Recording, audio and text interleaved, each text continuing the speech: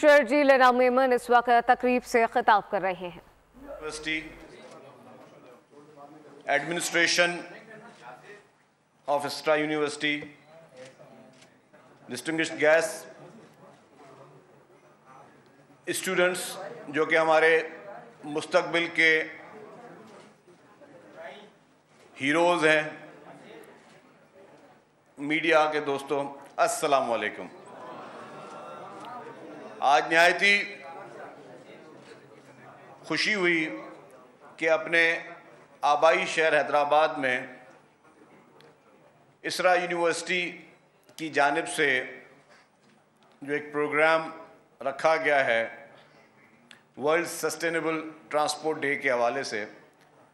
वैसे तो ये दिन 26 नवंबर को मनाया जाता है, लेकिन उन्होंने टाइम की वजह से और आज इस प्रोग्राम को ISRA यूनिवर्सिटी ने रखा है। तो ये ISRA यूनिवर्सिटी जो कि हैदराबाद के लिए और हैदराबाद के लोगों के लिए एक अच्छा काम कर रही है। मेडिकल यूनिवर्सिटी भी है, उसके साथ साथ इंजीनियरिंग यूनिवर्सिटी भी है। और अभी मैंने जो यहाँ पे स्टूडेंट्स से मिला और उनके मैंने स्टॉल्स देखे, जिस तरीके से पानी से बिजली बनाने के तजुर्बे यहाँ स्टूडेंट्स कर रहे हैं और जिस तरीके से यहाँ पे स्टूडेंट्स जो है वो बाकी अपने सारे कामों में एक नई नई तजुर्बाती चीज़ें सामने लेके आ रहे हैं।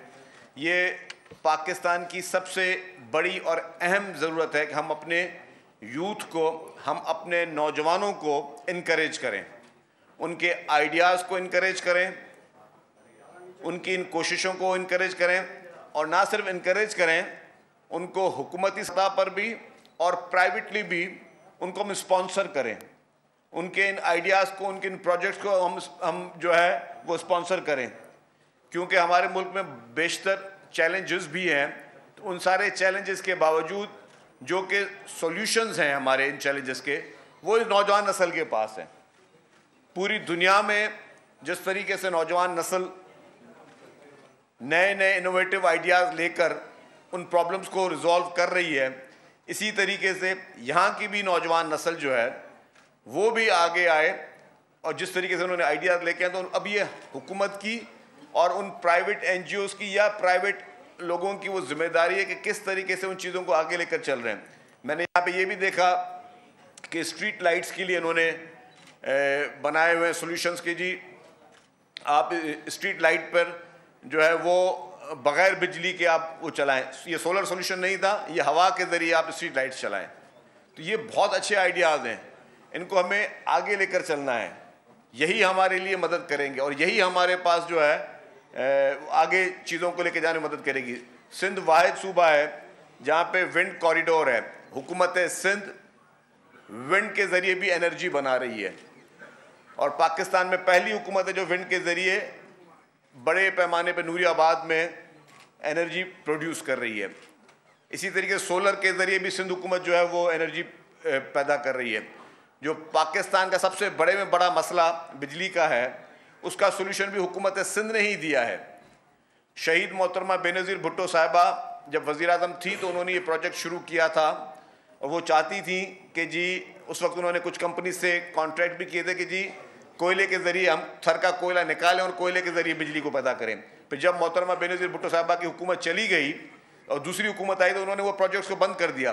फिर 2008 में जैसे ही मोहतरम आसिफ अली जरदारी साहब आए और वो प्रेसिडेंट बने तो उन्होंने कहा कि जी मैं मोहतरमा का ख्वाब आगे लेकर चलूँगा और मैं थर पार्कर से कोयला निकालूँगा। और आज अल्हम्दुलिल्लाह थर पार्कर के कोयले से हज़ारों मेगावाट बिजली पैदा हो रही है। और आज आपके पाकिस्तान के जितने भी एनर्जी एक्सपर्ट्स हैं और मुआशी एक्सपर्ट्स हैं वो इस नतीजे पे पहुँचे हैं कि जी अगर पाकिस्तान में कोई सस्ती बिजली पैदा हो सकती है तो वो कोयले से पैदा हो सकती है।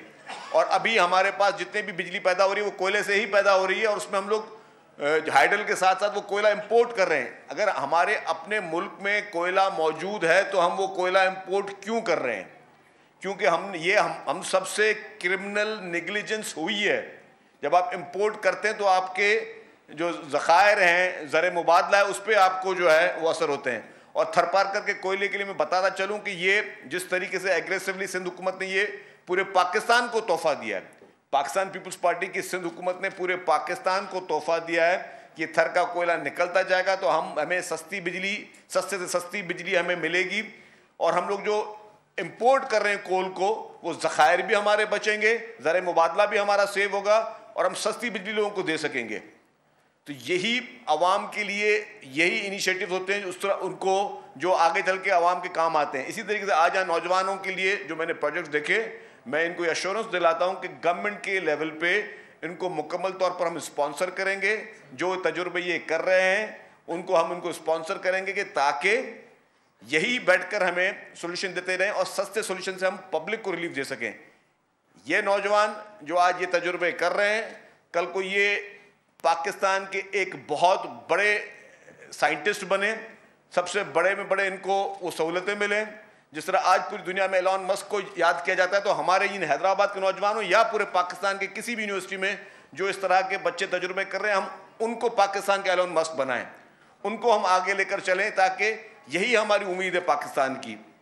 हमारे पाकिस्तान में बहुत टैलेंट मौजूद है, हमारे पाकिस्तान में बहुत सारी अपॉर्चुनिटीज़ मौजूद हैं, हमारे पास अल्लाह ताला ने कुदरती वसाइल दिए हैं, हमारे पास माइंस हैं, हमारे पास वो मिनरल्स हैं जो कि पाकिस्तान को आगे तरक्की दे सकते हैं। हमने अनफॉर्चुनेटली उन चीज़ों पे ध्यान नहीं दिया है, लेकिन अब वो वक्त आ गया कि आपने पाकिस्तान के हर रिसोर्स को इस्तेमाल करना है, पाकिस्तान के हर नौजवान को उन टैलेंट्स को इस्तेमाल करना है, ताकि हम एक मरतबा फिर अपने पैरों पे खड़े होके, और हमें ना कभी IMF की तरफ देखना पड़े, हमें ना ही किसी और मुल्क की मदद की इमदाद की तरफ देखना पड़े, हम खुद अपने आप को इतना सेल्फ सस्टेनेबल बनाएं कि हम जो है अपने मुल्क को आगे लेकर जाएं। और मैं नौजवानों को बोलूँगा कि नौजवान नस्ल जो है वो बराए मेहरबानी आप IT को सेक्टर को यूज़ करें, आप इंफॉर्मेशन टेक्नोलॉजी को यूज़ करें, आप आर्टिफिशियल इंटेलिजेंस को यूज़ करें, आप इसी सोशल मीडिया को अच्छे काम के लिए यूज़ करें। अगर कोई आपको ये कहता है कि उसी सोशल मीडिया को आप खुदा ना खास्ता किसी की बेइज्जती करने के लिए यूज़ करें, किसी की गालम गलोच के लिए यूज़ करें, किसी को बुरा भला बोलने के लिए यूज़ करें, वो चीज़ ना करें। आप उम्मीद हैं, और मैं ये भी बता दूं कि आप नाउम्मीद ना रहें। यही पाकिस्तान इंशाल्लाह ताला एक मिल के हम जो है अफ़ाम व तफ़हीम के साथ एक मजबूत कौम बनेंगे, मजबूत पाकिस्तान बनाएंगे, और मुस्तकबिल आप नौजवानों का है, और आप ही इस मुल्क की आगे भागदौड़ संभालेंगे। आगे इस मुल्क में आप लोगों ने मुल्क की भागदौड़ संभालनी है, आपने ही सियासत करनी है, आपने ही असेंबलियों में पहुंचना है, और जो पॉजिटिविटी आज आप अपने यूनिवर्सिटीज़ में, अपने लेबॉर्ट्रीज़ में, अपने तजुर्बेगाह में आप यूज़ कर रहे हैं, वही आपको अपने मुल्क के लिए आगे लेके जाएगी। हमारे मुल्क में बहुत सारी अपॉर्चुनिटीज़ हैं। सिंध हुकूमत जो है वो बहुत ज़्यादा अपॉर्चुनिटीज़ पे काम कर रही है। चेयरमैन पाकिस्तान पीपल्स पार्टी मोहतरम बिलावल भुट्टो ज़रदारी साहब, वो बहुत सारे प्रोजेक्ट्स पे काम कर रहे हैं जो कि नौजवानों के लिए प्रोजेक्ट्स हैं। फ्यूचर के लिए भी उन्होंने यही कहा है कि जी नौजवानों को हम आगे लेके जाएं, नौजवानों को हम ऐसा हुनर सिखाएं कि नौजवान पाकिस्तान में भी और पाकिस्तान से बाहर जाके भी अपना रोजगार कमा सकें, अपनी जो हुनर है उसको आगे बढ़ा सकें। और शुरू में जब 2008 वाली हुकूमत आई थी, तब Benazir Bhutto youth development programme Sindh हुकूमत ने शुरू किया था। उसमें लोगों को स्किल सिखाए गए थे, उसके बाद उनको वो सर्टिफिकेशन थी, उस सर्टिफिकेशन के बाद यहाँ का नौजवान पाकिस्तान में भी और पाकिस्तान से बाहर जाके भी जो है वो रोज़गार के मौके तलाश कर रहा था।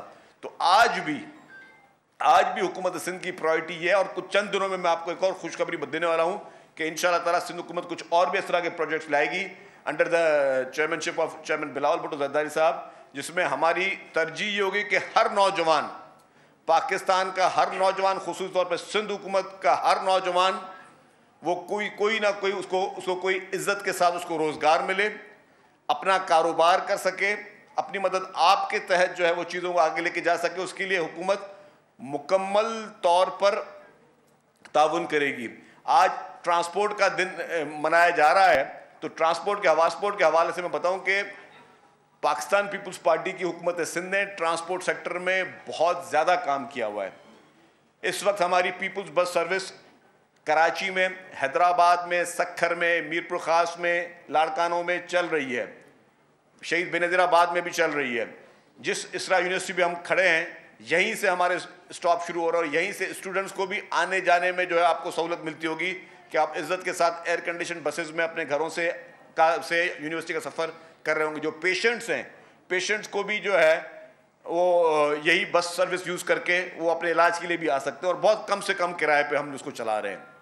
इसी तरीके से पाकिस्तान की पहली ईवी बसेस भी पाकिस्तान पीपल्स पार्टी की सिंध हुकूमत ने कराची में शुरू की और पूरे पाकिस्तान में इससे पहले किसी ने ईवी बसेस शुरू नहीं की। और उसका मकसद ये था कि जो इस वक्त हमारे पास इन्वायरमेंटल चैलेंजेस हैं, हमारे पास उन चैलेंजेस के लिए हमें अपनी टेक्नोलॉजी को चेंज करना होगा, अपने तर्ज जो हमारा रहन सहन है उसको चेंज करना होगा और हमें ज़्यादा से ज़्यादा इस तरह के चीज़ें यूज़ करनी होंगी या इंट्रोड्यूस करनी होगी जिससे हम माहौलियाती आलूदगी से अपने मुल्क को, अपनी आवाम को बचा सकें।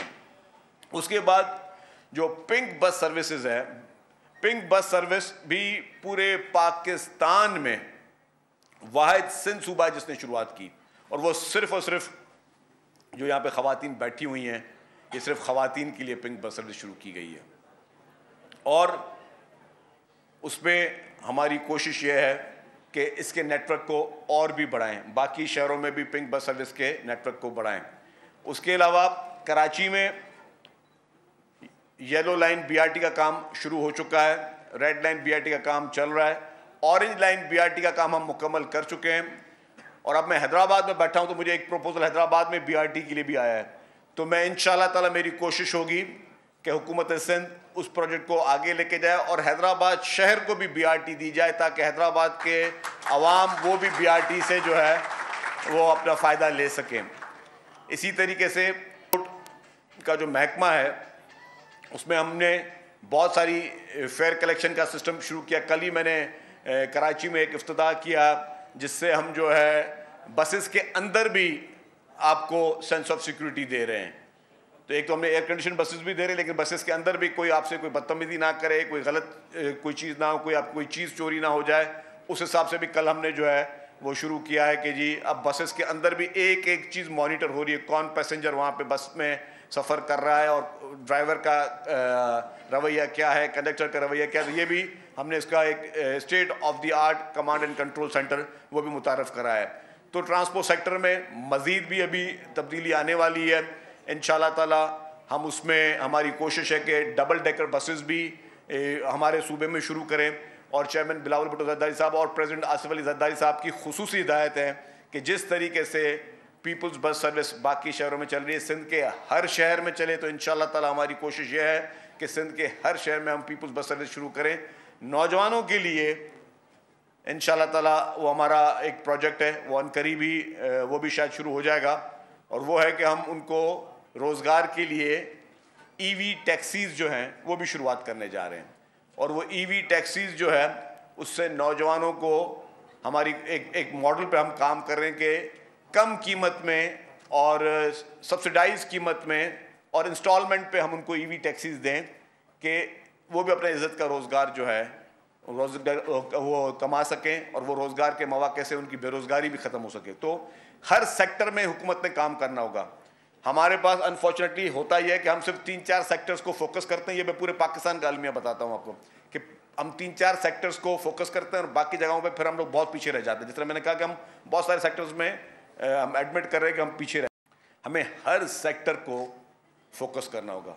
जितने भी सरकार के महकमे हैं हर महकमे को फोकस करना होगा कि हर महकमा अगर पाकिस्तान में पूरे पाकिस्तान में हर महकमा अपना काम करना शुरू कर दे और अच्छे तरीके से हर महकमा अपने उस पूरे सिस्टम को ठीक करे तो मैं समझता हूँ कि पाकिस्तान के काफ़ी मसाइल हल हो जाएंगे।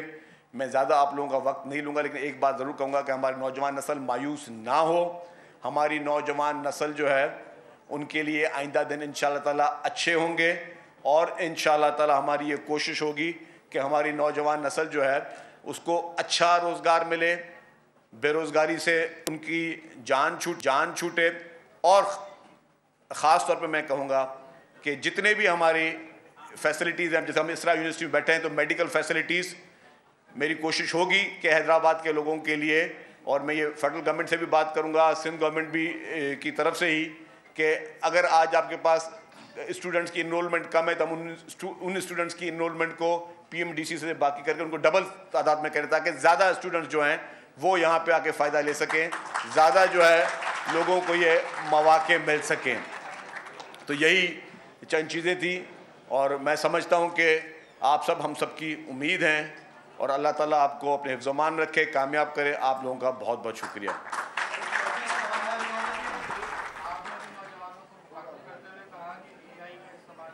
जी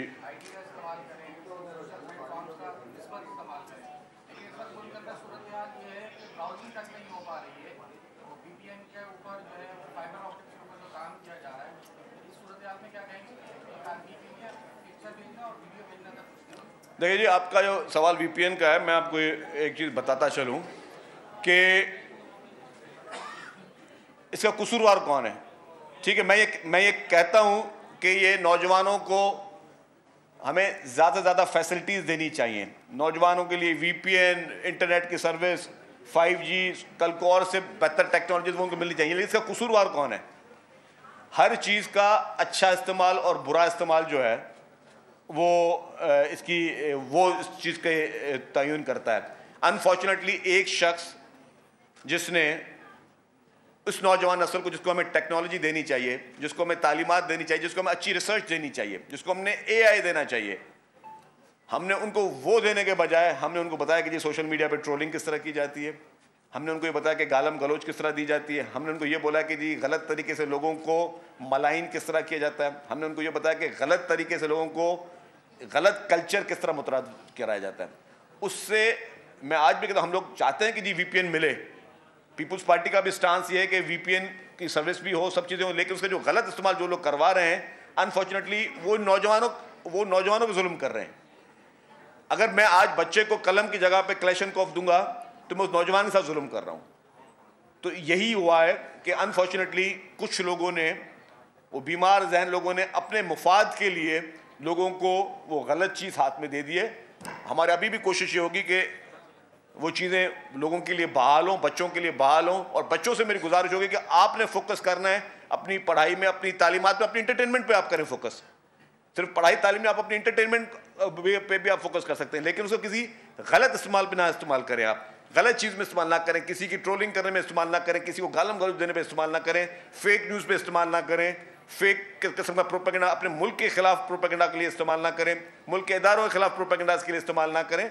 आप इखलाक का आप इख्तलाफ राय रख सकते हैं, इख्तलाफ राय रखने की किसी ने कोई आपको मना नहीं की है, लेकिन वो इखलाक के जो दायरे हैं उसके अंदर इख्तलाफ राय रखें। इखलाक के दायरों को हटा के इख्तलाफ राय ना रखें।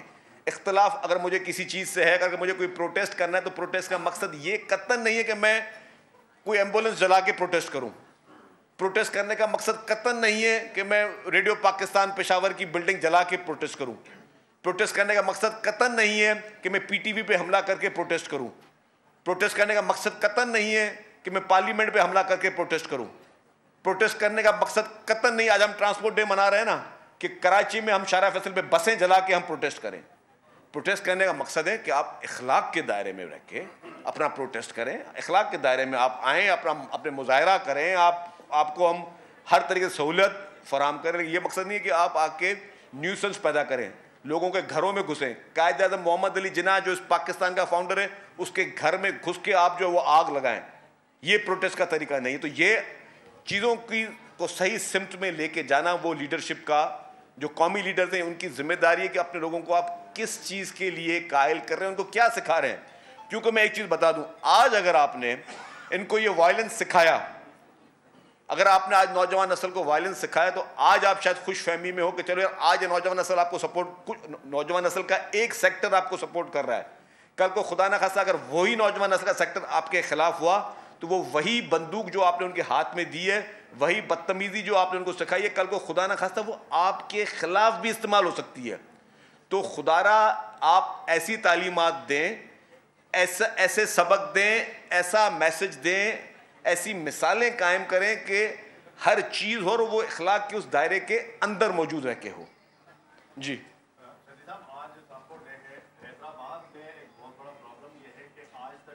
कोई बड़ा बस स्टैंड नहीं है, जगह जगह पर इलीगल बस स्टैंड कायम है। अगर आप हालानाका से आते होंगे या अभी भी आए होंगे तो वहाँ पर भी देख रहे होंगे, एक तो शहीद बेनज़ीर भुट्टो फ्लाईओवर जो मनसूबा नाकाम है, इस वक्त मुकम्मल नहीं हुआ है, उसकी वजह से। दूसरा, वहाँ पर गैरकानूनी तौर पर 4 से 5 बस स्टैंड है, न सिर्फ इस रोड पर मगर हैदराबाद की मेन अहम शाहराहों पर जो है बस स्टैंड कायम है, जिसकी वजह से शहरियों को जो मिनटों का सफर जो है घंटों में। आपने बहुत अच्छा सवाल किया। मैं आपको बताऊं, कराची में हम ये शुरू कर चुके हैं। कराची में जितने भी इलीगल बस अड्डे थे, सारे नहीं लेकिन कहते हैं कि जी शुरुआत उसकी हो चुकी है। अब आपको कराची से हैदराबाद जाएंगे तो आपको मेन बस टर्मिनल जो गवर्नमेंट ने डिजिग्नेट किया है एक जगह को, वहाँ से ही आपको पैसेंजर्स जो है उनको उठाया जाएगा और वहीं पे छोड़ा जाएगा। और शहर के अंदर हमने जो है वो फ्री शटल सर्विस शुरू कर दी उसके लिए कि किसी ने अगर जाना है तो फ्री शटल सर्विस होगी। आपका हैदराबाद के बारे में सवाल है तो हैदराबाद के बारे में बताऊं कि हम ये पहले भी कह चुके हैं कि हैदराबाद शहर में भी और पूरे सिंध में जहाँ जहाँ पे इलीगल बस स्टैंड हैं वो मरहलेवार बंद होंगे। जो एक्चुअल यहाँ पे एक बस स्टैंड है उसको हम दोबारा, जो SRTC के पहले वो कॉम्प्लेक्स के नाम पे मशहूर था, उसको हम दोबारा जो है उसको आबाद करेंगे।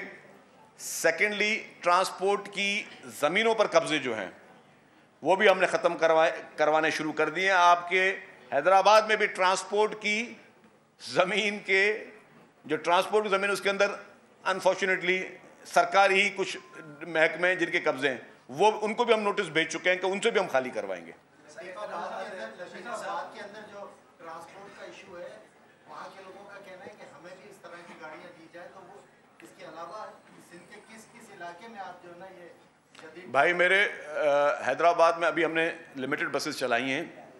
ये मेरा इंशाल्लाह ताला वादा है कि हैदराबाद में, लतीफ़ाबाद में भी चलेगी। मेरी ख्वाहिश जो है और जो हमारा प्लान है ट्रांसपोर्ट डिपार्टमेंट का कि हर मेन आर्टरी के सामने से बस गुजरती हो, ना सिर्फ हैदराबाद में, हैदराबाद, कराची, पूरे सिंध में मेन आर्टरी के ऊपर से सामने से बस गुजरती हो ताकि आपके ट्रैफिक का प्रेशर कम हो। अगर कराची में हमने जो बस अड्डे बाहर किए हैं उसकी वजह से कराची के अंदर जो है बड़ी बस आती थी पूरे आपकी जो अप कंट्री साइड वाली, उससे जो है उसका ट्रैफिक का प्रेशर बनता था। यहाँ पे भी आपके पास जिस तरीके से जो बसें जो भी चल रही हैं वो एक न्यूसेंस पैदा करी, तो हमारा जिस तरह कराची वाला मॉडल हैदराबाद में भी लाएंगे कि हम यहाँ पे शटल सर्विस को मुतरादिफ कराएं और यहाँ से बस स्टैंड को यहाँ पे जो बसेज है वो शहर से बाहर लें। मंशियात के लिए मुहिम चलाई थी मगर हैदराबाद का भी सबसे बड़ा मसला आइस का खास तौर पर मुख्तलिफ इलाकों में भी दस्तयाब है, नौजवान नस्ल तलाई के निशाने पर है। साथ 24 नवंबर इमरान खान ने जो कॉल दी है, फाइनल कॉल है, मिस कॉल है, इस पर थोड़ा देखिए जी, जहाँ से आपने नार्कोटिक्स की बात की, नार्कोटिक्स पे हमने काम किया है और नार्कोटिक्स पे काम ये जारी रहेगा, ये मैं बड़े वाज़ेह कर दूँ। और यूनिवर्सिटी में बैठा हूँ, ये नौजवान बच्चियाँ भी सामने बैठे हुए हैं। मेरी पहले तो आपसे गुजारिश होगी, जो भी हमारे यूथ बैठे हुए हैं, बराए मेहरबानी ना किसी के कहने पे, ना किसी से इम्प्रेस होकर आप लोगों को अपने आप को ड्रग्स से दूर रहना है। और ड्रग्स के ख़िलाफ़ हुकूमत सिंध ने एक जहाद शुरू किया हुआ है और ड्रग्स के ख़िलाफ़, मंशियात के ख़िलाफ़ वो जहाद जारी रहेगा। उसका कतन मकसद नहीं है कि हुकूमत सिंध ने कोई अपनी पॉलिसी चेंज की हो, मंशियात के ख़िलाफ़ जहाद जारी रहेगा। जहाँ हैदराबाद की बात है, हैदराबाद में मैं आज भी मिलूँगा पुलिस अफसरान से और नार्कोटिक्स के अफसरान से कि जहाँ जहाँ पे, मैंने तो पहले भी कहा था आप लोगों से कि बराए मेहरबानी आप मीडिया के दोस्त भी साथ आ जाए उन कमेटीज़ में, जहाँ जहाँ पे आप लोगों के पास इत्तलात हैं कि ड्रग्स मिल रही हैं, मैं आपके साथ चलने के लिए तैयार हूँ, मैं लीड करने के लिए तैयार हूँ। और मैंने कहा कि इस मंशियात के ख़ात्मे के लिए अगर जान भी गई तो अल्लाह की अमानत है, लेकिन इसको हम ज़रूर ख़त्म करेंगे। जहाँ आपको दूसरा सवाल था 24 नवंबर को फिर आवाम को यरगमाल बनाने की कोशिश की जा रही है, हुकूमतों को प्रेशर में डालने की कोशिश की जा रही है। लेकिन आज हम यूनिवर्सिटी में बैठे हैं तो बेहतर होगा कि हम कम सियासी बातें करें। इसलिए मैंने जो सोशल मीडिया की बात भी की वो बड़े ढके छुपे इसमें की कि मैं कह रहा हूँ कि हमारे नौजवान नस्ल को ये ना हो कि जी यहाँ पे भी हम कोई सियासी बात करें। सियासी बात अच्छी बात है, स्टूडेंट्स जो हैं हमारे, इनको आगे पॉलिटिक्स में आना चाहिए। सियासत बुरी चीज़ नहीं है, लेकिन वो चंद लोग जो सियासत को आलूदा करते हैं वो चीज़ बुरी है। जो चंद लोग जो उस नौजवान नस्ल को अपने मकासद के लिए, अपनी लॉन्ग टर्म प्लानिंग या शॉर्ट टर्म प्लानिंग या शॉर्ट टर्म बेनिफिट्स के लिए इस्तेमाल करते हैं, वो चीज़ ख़राब है। तो वो फिर 24 नवंबर वाले की बात जो है ना, मैं आपको बात बताऊँ, लेकिन वो 24 नवंबर वाली कॉल भी मैं समझता हूँ कि मुख्तसरन ये है कि इससे कुछ नहीं होगा। आप हुकूमतों को गन पॉइंट के ज़रिए जरगमाल नहीं बना सकते। जी मुझे बता दें कि ट्रम्प के इलेक्शन जीतने के बाद कुछ एक खास तबका है उसमें खुशी की लहर है और बड़ी उम्मीदें वाबस्ता है। आप क्या समझ रहे हैं कि ट्रम्प के सदर बनने के बाद पाकिस्तान पे कुछ तब्दीली या कोई असरात पड़ सकते हैं? आप भी वही सियासी सवाल पूछ रहे हो, मैं कह रहा हूँ मैं नौजवानों को अच्छी अच्छी बातें बताऊँ और फिर डोनाल्ड ट्रम्प को लेके आ गया। अच्छा मैं आपको एक बात बताऊँ, डोनाल्ड ट्रम्प साहब को मुबारक हो, उधर की आवाम ने उनको चुना है।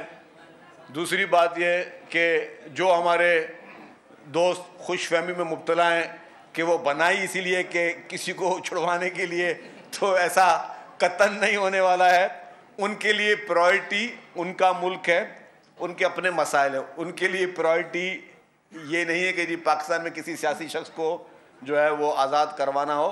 और ये वही लोग हैं जो कहते थे कि जी हम किसी के ग़ुलाम नहीं और एब्सोल्युटली नॉट। तो जो लोग कहते थे कि हम किसी के ग़ुलाम नहीं और एब्सोल्युटली नॉट, तो आज वो उसी तरफ क्यों देख रहे हैं और उसी तरफ क्यों मिन्नतें कर रहे हैं और अपने एलजी भेज रहे हैं कि जी बराए मेहरबानी कि साड़ी भी बारी आनी है, तो ऐसी चीज़ ना हो। वज़ीर आला केपी के कह रहे हैं कि 24 नवंबर के बाद पाकिस्तान में बहुत बड़ी सियासी तब्दीली आएगी और ये गवर्नमेंट नहीं रहेगी। उनको कहने दो यार, ठीक है जी, थैंक यू।